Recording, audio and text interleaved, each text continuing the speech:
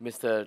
Chin Siong, Chairman of NVPC, Mr. Tony So, CEO of NVPC, the many distinguished guests, ladies and gentlemen, very good morning to all of you, and let me wish you a slightly belated Happy New Year as well. Very glad to join you here at the Company of Good Summit. We're here today, as you've heard from Chin Siong, to launch the Corporate Purpose Framework and Blueprint. Today's event is significant. It marks the culmination of 2 years of work by the Singapore Together Alliance for Action on Corporate Purpose, of which Chin Siong has called the AFACP. 1 year ago, I attended the Leadership Dialogue, where business and society leaders shared their views, how they saw corporate purpose, roles, responsibilities that businesses have to the wider community.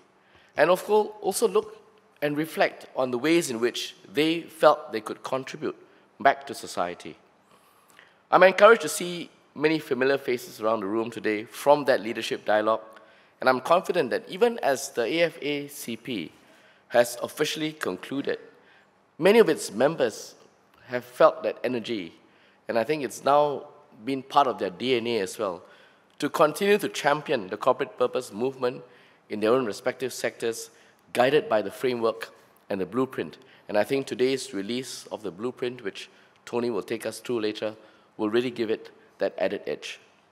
So I commend the NVPC, the National Volunteer and Philanthropy Centre, and the Singapore Business Federation, the SBF, for working with some 50 companies from the business community to co-develop the framework and the blueprint, and also not just to put something down on paper as a blueprint, but to continue to advocate and to reach out to so many businesses to adopt that corporate purpose as part of their business instinct.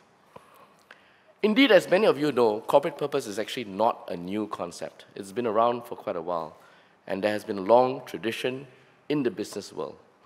From corporate charters dating back to the Middle Ages to corporate mission statements in more recent times, companies have always sought to marry the pursuit of profit with the achievement or attainment of social purpose. And at the heart of corporate purpose is the close nexus between the value that firms can create and the good that society enjoys. It is really based on the thinking that good companies exist when there's a good society and good framework, and they self-reinforce one another. Good companies, good societies, overall, the water level goes up. It is about having a vibrant private sector, searching for innovative solutions, contributing to a system that produces benefit for all. And in turn, it is about corporates that recognize whether their businesses flourish or flounder will very much depend on the health of the community that they exist and they operate in, and which they also serve. Corporate purpose, therefore, to my mind, goes well beyond just corporate social responsibility initiatives. For example, volunteering initiatives, corporate donations, recycling efforts, and other sustainable efforts and initiatives. These are all important, but they are not the same and not quite enough when we talk about corporate purpose. Corporate purpose, to me, is more than programming. It has to be fundamentally a change of mindset, where businesses fundamentally are orientated themselves towards being a force for good, using their business assets and business instinct as a force for good. Structure themselves, hard-code it into the way in which they operate their business, and look at ways in which they can, as a company, contribute back to society. So it impacts several respects. One, the entire governance framework of the corporation, how they make decisions, and most importantly, how they measure impact. Is it one that is based on corporate purpose, social outcomes, or is it purely driven by financial or fiscal bottom lines? Second, their policies, how they recruit, how they compensate, how much time off for volunteer initiatives do they give employees, how do they develop their employees. All of that becomes part of that corporate purpose mission when it comes to policies. And finally, their own views on supply chains, and many companies today are at one end or other of a supply chain, whether the operations of their vendors, how they choose their vendors, is it ethical, is it sustainable? All of these coming together will set up the corporate purpose identity of a corporate. And so, therefore, I would say that the corporate purpose has to be a company's guiding North Star. It is core to how a business functions on a day-to-day basis, how it plans for the longer term, and how it sustains its relationships with its stakeholders, both people to whom they supply and people to whom they offtake. It is about companies that are not just profit-oriented, but ensure that their corporate operations generate value for society across environmental, human, social, and also economic dimensions. And I look forward to seeing companies that instead of only grafting CSR into existing practice, completely reshape and redesign their practices to go beyond what we traditionally know as corporate giving, to operate in ways that benefit our society, and to use that as a measurable outcome for that corporate, to exemplify corporate citizenship as envisaged under the SG Cares movement. So in this regard, this morning, as we launched the Corporate Purpose Framework and Blueprint, it will be an important piece of work. It signals companies' commitment to being a force for good and guides them on this journey to deepen their impact on society. This Corporate Purpose Framework and Blueprint will help businesses by harmonizing the many metrics and standards for corporates to measure and evaluate their corporate purpose, impact, and journey. The data will not only increase accountability of businesses, but also allow these businesses to set targets on environmental, social, and governance-related indicators, and to also benchmark themselves against other similar corporates. So you know where you stand, you know what measures to guide yourself on, and how much you want to achieve. And so this is what it takes, I believe, to tackle the societal challenges that we face. And the impact that corporates can make on societal issues that we face as a society today, cannot be underestimated. Take food insecurity as an example. According to the Global Hunger Index Report 2022, the Global Hunger Index rose from 17.9 in 2021 to 18.2 in 2022. The impact of geopolitical instabilities, the COVID-19 pandemic, supply chain disruptions, volatile food prices have drastically weakened the world's food systems. The report also detailed how vulnerable and marginalized communities, like children, for example, are disproportionately affected. Locally, food insecurity affects approximately 10% of Singaporean households, where lower income groups are more at risk of being food insecure. To address food insecurity, global programs such as the World Food Programme provide cash or food distribution and nutrition support programs to prevent people from falling into food insecurity. All that is important. On its own, each program will help to move the needle. But when you want to make a whole new mindset shift and move into a new paradigm, I would say those factors alone would be insufficient, and we can't just rely on the people and public sectors alone. Corporates will need more fundamental changes to business models and activities to help to move that needle, and to not just shift it transiently, but to really move it into the next level permanently. A recent survey also showed that consumers expect food-related businesses like grocery retailers and restaurants to address food insecurities through their own activities. So, for example, food services, a local food wholesale company, identified that food insecurity and food wastage are gaps that in Singapore that we need to address. The founders took action by establishing the Food Bank Singapore as a centralized coordinating organization for all food donation in Singapore. In addition, drivers at the logistics company, that is one of the 3 subsidiaries of food services, regularly volunteer their time to deliver food to beneficiaries in Singapore. In a way, it's a simple idea, but one that has dramatic impact on the ground, using the set of resources that you already have deployed on the ground. And very often, as a local advisor, local MP, we get people coming forward to help and many well wishes. But very often, due to lack of coordination, lack of forward planning, you end up with a low-income household having 7 packets of rice, another 5 tins of Milo, some instant noodles, and after a while, it's not really usable. And just with a little bit more coordination and planning, you can do so much better. So using the current setup, using your current resources and assets, and then building that into your corporate DNA in the way you deliver the services that you already do can make such a difference. At the same time, corporate purpose is also about strengthening our social compact, what it means for us to exist in society, our own roles, our responsibilities, how we see each other, and what's our relationship. Very often when we talk about social compact, people think about it as the relationship between people and government, which of course it is. But I would venture to suggest that you should also look at it as the social compact between people and corporates, because we exist in the same paradigm, and I think a lot of good can be leveraged out of that symbiotically advantageous relationship. We want a society where every worker is accorded dignity and respect, where every individual is given the opportunity to succeed, and the disadvantaged given every opportunity to be uplifted and supported.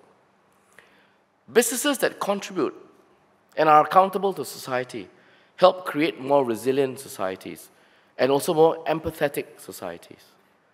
For example, DBS established the DBS Foundation in 2014 as a commitment to champion social entrepreneurship in Asia. Through DBS Foundation, more than 800 social enterprises have been nurtured through mentorship programs and supported through grant funding. In Asia, as we know, and in particular in Singapore, 1 in 4 people will be over 60 years old by 2050. DBS Foundation supported Homage, a social enterprise that matches trained caregivers to elderly that require caregiving support. Since 2017, Homage provided over 1 million caregiving hours with a team of about 15,000 care professionals across Singapore, Malaysia, and Australia. And really, these examples are one of many, or a few of many. And that's the intention of the Forward Singapore exercise, to discuss, speak about how our social compact must evolve, the ways in which it can evolve, the role that each stakeholder, whether you're a business, corporate, government, community organizations, each of us as individuals, etc., can play and want to play.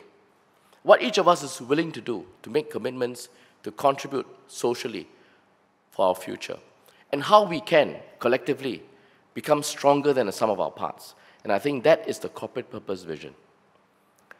So we hope to see more businesses similarly step up to the plate and co-create a brighter future for all of us, a stronger society, a more empathetic society, as I said, under the Forward Singapore exercise. And I would say there's a strong business case as well for this corporate purpose initiative and movement. Because corporate purpose does not just create value for society, it also creates value for businesses as well. And let me just touch on a few points on this. Research shows that as businesses increasingly take environmental, social, and governance or ESG concerns into account, they tend to benefit from better financial performance. In recent years, the global ESG loan market has grown exponentially from less than 40 billion in 2013 to 265 billion in August 2022, mostly due to increased interest in sustainability-linked loans. Another study showed that businesses that hinge their business practices around environmental and societal considerations fared better with respect to return on assets at 34% and return on equity at 16%, compared to businesses that were not quite so focused on environmental and social considerations. As consumers become more conscious of the social impact on companies and the social value that businesses can create, purpose-driven companies can enjoy better brand perception as well. For instance, we are witnessing a rise in eco-conscious consumers who are very much more aware of the impact of climate change to the global economy, to society, and to livelihoods. From a global consumer insights pulse survey conducted by PricewaterhouseCoopers, PwC, in 2019, 35% of the respondents said that they chose sustainable products to help protect the environment. So it's a conscious decision to look at the supplier and to look at the source of that supplier. In addition, a study by a market research firm, YouGov, highlighted that 81% of people polled expect companies to be environmentally conscious in their business operations, such as in the way in which they do advertising, sourcing, and communications. Indeed, purpose-driven companies can also lead to better talent retention within your own business itself. Today, we know that in a tight labor market with not just a local but a global competition on talent, business leaders increasingly must realize the importance of creating value for their own employees as well. So not just society or consumer, but within each corporate. What does corporate purpose mean for each of their own employees? How do we create value for employees? By engaging and motivating them to succeed. Again, a study done by PwC, this time in 2021, found that workers in Singapore are no longer merely focusing on salary and returns, increments, and career advancements. Those, of course, are important. But a significant number, at 75% of Singaporeans respondents, would prefer to work for an organization that makes an overall positive contribution to society. It is therefore, in my view, in the long-term interest of businesses to want to review their corporate purpose and use it and wield it as a source of competitive advantage as well. Corporate purpose, therefore, can really be a driver of growth. To grow more purpose-driven companies in Singapore, NVPC, as you heard earlier, will be launching the new Company of Good strategy today, 2.0, as Chin Siong says. We can look forward to more details when Tony speaks to us later on. At the same time, I want to assure all of you that the government remains committed to supporting businesses through various measures to encourage the adoption of corporate purpose. For example, there are existing structures and incentives in place to support progressive work practices, and we do so in a number of ways, such as, for instance, the progressive wage model, jointly developed by tripartite partners, incentives for workforce training under Skills Future, tripartite guidelines around flexible work arrangements, fair employment practices, and indeed, significant incentives for corporate philanthropy. So as I conclude this speech and make some time for our dialogue later on, let me just reiterate that businesses, all of you, corporates, have a huge potential to be a force for good, a key role to play in maintaining, building, and supporting a vibrant economy. And of course, at the same time, also maintaining the economic competitiveness of our country, which is all very important. But at the same time, increasingly, the corporate purpose angle, the corporate purpose dimension of your business, and how you look at policies and governance, employees, should come to the fore. Businesses, I think, have a wider obligation to their own workers and to community. And I believe that there is a shared space between businesses and society that you will find to be mutually beneficial, where businesses are profitable precisely because they can and do contribute meaningfully to the society and to the environment. So I hope that this blueprint, when you hear about it, will spark conversations, dialogues. You might agree with some parts, disagree with some other parts. Talk about it. But I hope they can also be used to spark a deeper collaboration between businesses. Don't see this as a corporate purpose mission just for the corporate alone, but what can you do to intersect with one another? How can you collaborate with one another? And together, as I said, become stronger, greater than the sum of our parts. And in this process, I hope that we can also not just make little shifts, as I said, incorporate CSR projects into our program, but look broader than that. Make giant shifts, make paradigm shifts to change and deepen that culture, to embed and to hard code and hard bake it into our own corporate philosophy, so that we can continue to make this purpose part of our common good. And also, at the same time, as I've mentioned, drive corporate profitability from a fiscal perspective as well, over the longer term. This, I think, is going to be a game changer and will be an opportunity for Singapore to demonstrate how profitability and the common good for society, our environment, and indeed our future are not mutually exclusive outcomes. Thank you very much.